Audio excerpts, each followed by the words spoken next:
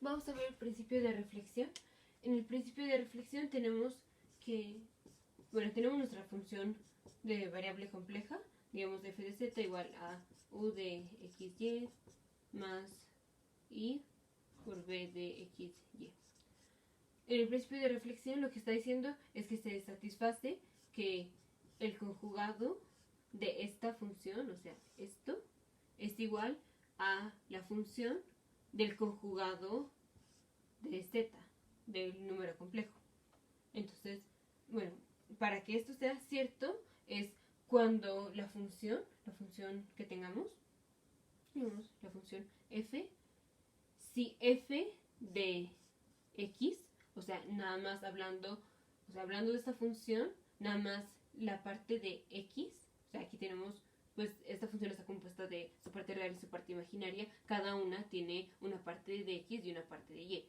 Si la función esta, nada más de x, o sea, la parte de esta y la parte de esta, es real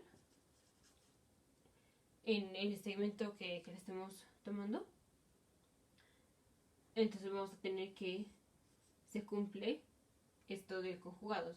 Siempre que f de x sea real, entonces se va a cumplir. Mientras no sea real, no se va a cumplir. Vamos a poner un ejemplo. Si tenemos f de z es igual a z más 1, vamos a hacer ese y vamos a hacer f de z igual a z más i. Esto es f de z, esto es igual a, ¿cuánto es z? Z es x más y. Entonces esto es x más y más 1. ¿Cuánto es f de x? O sea, quito la y, o sea, quito los términos que tengan y me queda x más 1. Aquí, f de z es x más y más i. F de x es x más i. En esta, f de x es real y en esta, f de x es imaginaria. Entonces, como esta es puramente real, esta sí va a cumplir el principio de reflexión. Esta no va a cumplir el principio de reflexión. Vamos a hacerlo. Entonces, el conjugado de esta función. Entonces, recordemos, en el conjugado es poner la parte imaginaria como negativa. Entonces, aquí la parte imaginaria es el conjugado de esto. Esto es, a la parte imaginaria la pongo negativa.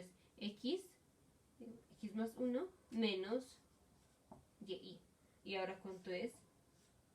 F de el conjugado de z. El conjugado de z es x menos y. Entonces, f, que es z más 1, ¿cuánto es? F del conjugado de z. Entonces es x menos y más 1. Aquí tenemos el conjugado de f de z es distinto al el conjugado de f de z es distinto a f del conjugado de z, porque aquí tenemos x más 1 menos y. Ay, me equivoqué. Es igual al conjugado de f de el conjugado de f de z es igual a f del conjugado de z, porque aquí tenemos x más 1 menos y x menos y más 1 es exactamente lo mismo, y esto pasó porque tenemos que f de x es puramente real. Ahora en este, ¿cuánto es el conjugado de f de z? Pues aquí vamos a poner los términos que tienen y con un signo negativo, o sea, este es el conjugado, poner la parte imaginaria negativa, entonces esto es x menos y menos i. Ahora f del conjugado de z, entonces el conjugado de z, el conjugado de z es x menos y. Entonces x menos y más i.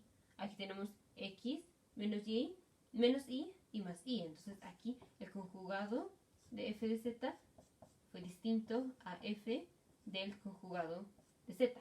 Entonces, para que una función compleja cumpla el principio de reflexión, necesitamos que f de x sea puramente real. Nos vemos en el siguiente video.